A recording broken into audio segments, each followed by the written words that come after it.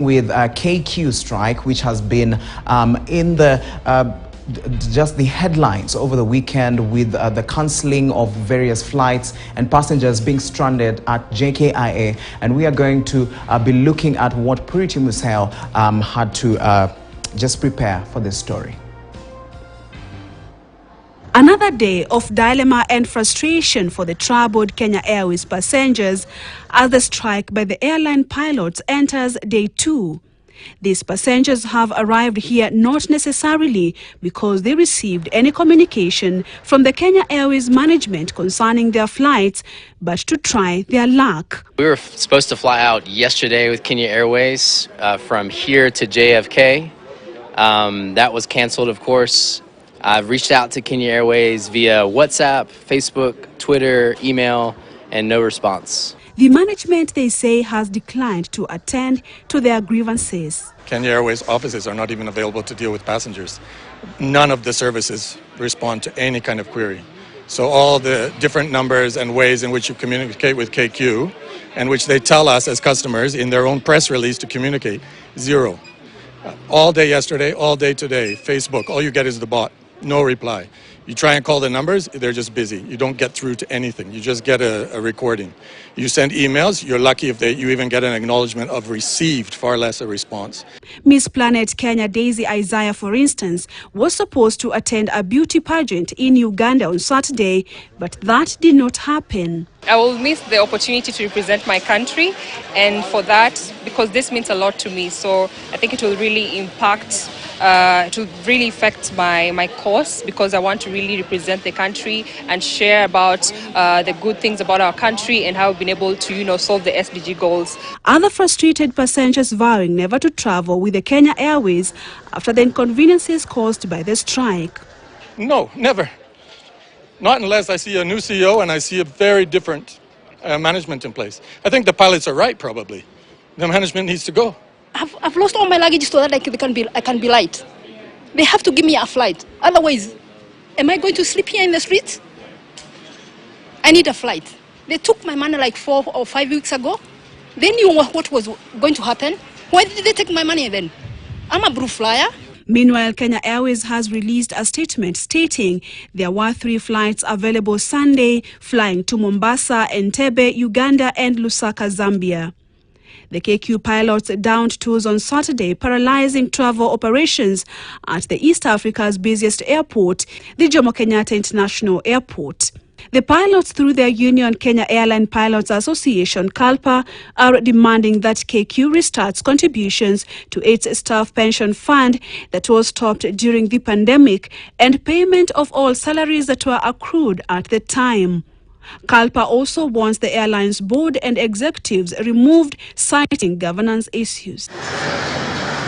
They say when 2 bulls fight, the grass suffers. That has been the case for passengers of Kenya Airways since Saturday, when the KQ pilots downed their tolls.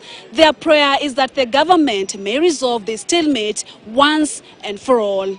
Purity Museo, KTN News at the JKIA, Nairobi. All right, now Kenyan and Ugandan authorities have stepped up efforts to complement each other in the tourism sector. Ugandan's Consul General in Mombasa, Paul Mukumbya, says international tourists arriving in Kenya's coast region can complete their excursions in Uganda, which has different packages from what Kenya offers. While Kenya's coast is known for beach tourism, Uganda is endowed with unique flora and fauna like chimpanzees and mountain gorillas, among others. To that effect, Mombasa is set to host a conference on tourism on the 17th of this month to foster synergies among stakeholders from both countries. Everybody is welcome to join us at the tourism conference on 17th at Pride Inn. People will not pay to participate. At least that cost is being fully covered by the organizers. We are trying to raise the sponsorship from here and there. So if you are a tourism, you participate in the tourism industry in Kenya coast, in Uganda, in the wider Kenya, and maybe even the region, please, we want to come together on 17th at Pride Inn, and we talk and discuss tourism. So why not bring the tour operators of the coast together with those of Uganda, so that they develop joint packages, so that when somebody comes to the Kenya coast, they can see that, oh, by the way, we have another product. We can give you an itinerary where you will begin in the Kenya, at the Kenya coast, and then you can go over to Uganda and experience something on the same itinerary. Now, market for Kenyan avocado farmers and local product manufacturers is expected to expand, with Kenya's exports to China having grown by almost 9.3% in the past 5 years. It is now anticipated that the total exports will shoot even higher by the end of the year. Now, this was shared in the just kicked off 5th Kenya International Industrial Expo, where technology was fronted as vital in actualizing trade.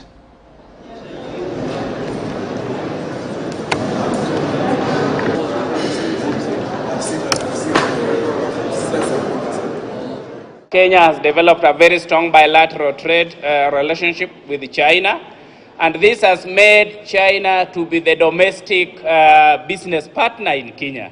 In fact, if you go all parts of this country and you mention about China, every household in Kenya knows about what China does. And as much as the balance of trade has not been in our favor, but you know very well, even as you are traveling to this space, what China has contributed to our infrastructural development, which to me is an enabler to the economy. The Kenya pavilion has grown bigger. You know, last year 14 companies. This year we have included 20 companies.